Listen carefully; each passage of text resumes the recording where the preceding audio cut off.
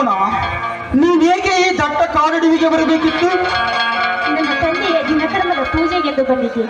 ಆದರೆ ಈ ಪಾಪಿಯಿಂದ ಕಾಪಾಡಿದ್ದಕ್ಕೆ ತಮಗೆ ತುಂಬಾ ಧನ್ಯವಾದಗಳು. ಇರಲಿ ಯಮುನಾ, ಅಸಹಾಯಕ ಸ್ಥಿತಿಯಲ್ಲಿದ್ದವರನ್ನು ಕಾಪಾಡುವುದೇ ನಿಜವಾದ ಗಂಡಸಿನ ಧರ್ಮ. ಮೆಚ್ಚಿದ ಶಕ್ತಿ. ನೋಡು, ನೀನು ನನ್ನ ಬಾಳಿಗೆ ಬೆಳಕಾಗಿ ಬಂದು ನನ್ನನ್ನು ತಮ್ಮ ಸತಿಯಾಗಿಸಿಕೊಳ್ಳಬೇಕೆಂದು ತಮ್ಮ ಅಡಿಯಿಟ್ಟು ಯಾಕೇಳು ಯಮುನಾ, ನೀನು ತಿಳಿದುಕೊಂಡಷ್ಟು ಸುಲಭವಿಲ್ಲ ನಮ್ಮಿಬ್ಬರ ಮದುವೆ. ಯಮುನಾ, ಅನ್ನ ಅತ್ತಿಗೆಯರ ಬಲಿಯಲ್ಲಿ ಬಿದ್ದ ಪ್ರಾಣಿ ನಾನು. ಅದ್ಯಾವ ರೀತಿಯಿಂದ ನೀನು ನನ್ನನ್ನು ಒಪ್ಪಿಕೊಂಡಿರುವಾಗ ಮನೆಯಲ್ಲಿ ಹಿರಿಯರನ್ನು ಕೇಳೋಣ. ಅವರು ಒಪ್ಪಿದರೂ ಸರಿ, ಒಪ್ಪದಿದ್ದರೆ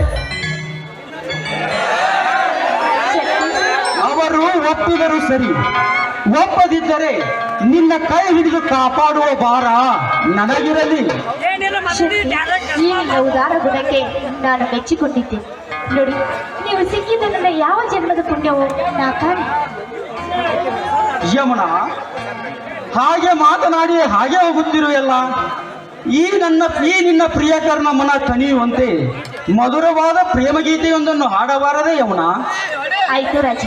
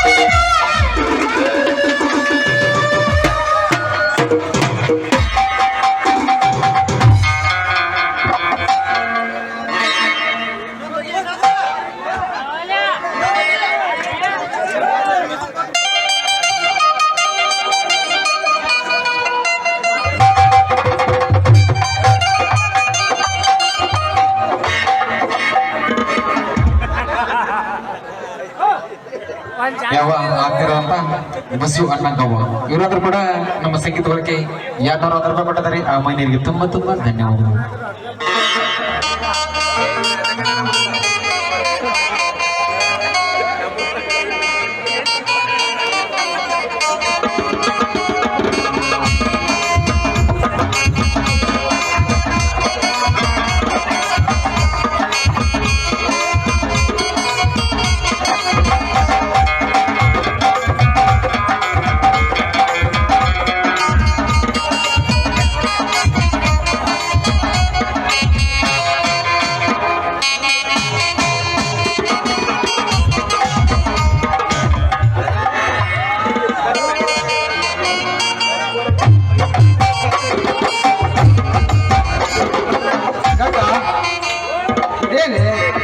ಹನ್ನೊಂದಾದ್ರೂ ಮನೆಯಲ್ಲಿದ್ದೀಯಲ್ಲ, ಆಳುಗಳನ್ನು ಕರೆದುಕೊಂಡು ಹೊಲಕ್ಕೆ ಹೋಗಲು ಗೊತ್ತಾಗಿಲ್ಲವೇ ನಿನಗೆ?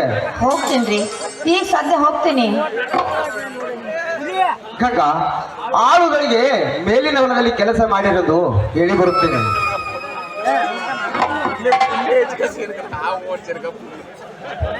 ಹಾ ಗಂಗಾ,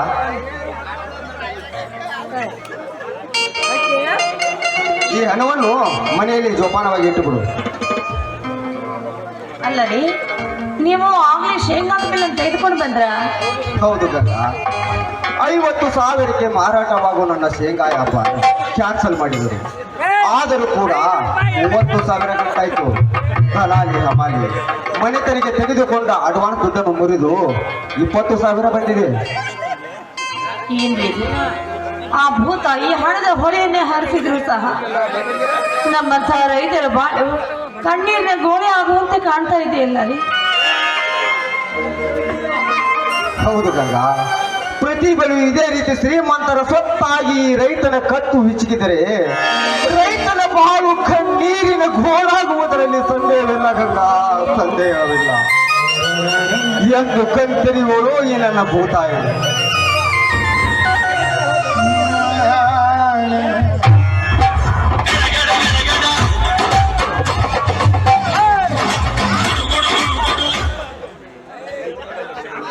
ಅಣ್ಣ ಅತ್ತಿಗೆ ಮಾಡಿಕಣ ಆಮೇಲೆ ಮಾಡುತ್ತೆ ಸರಿಯಾ.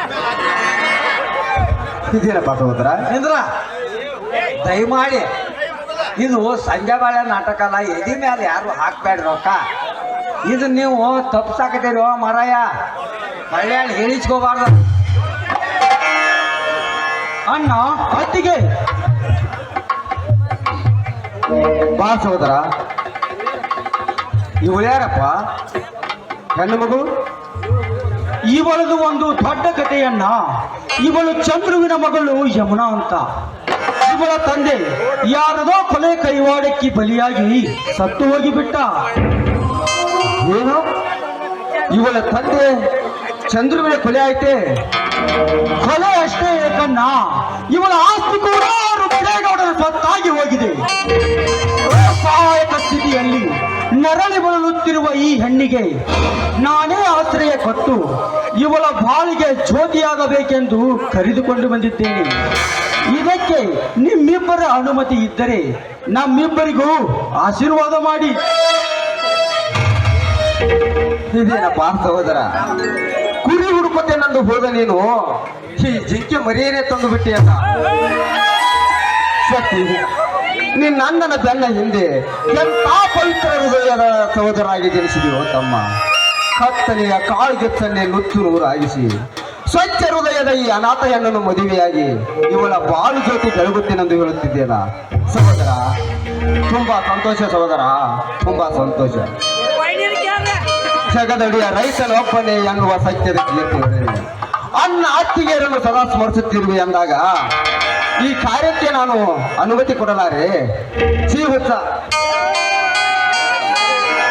ಇವತ್ತೇ ಮುಗಿದು ಹೋಗಲಿ ನಿಮ್ಮಿಬ್ಬರ ಗಂಧರ್ವ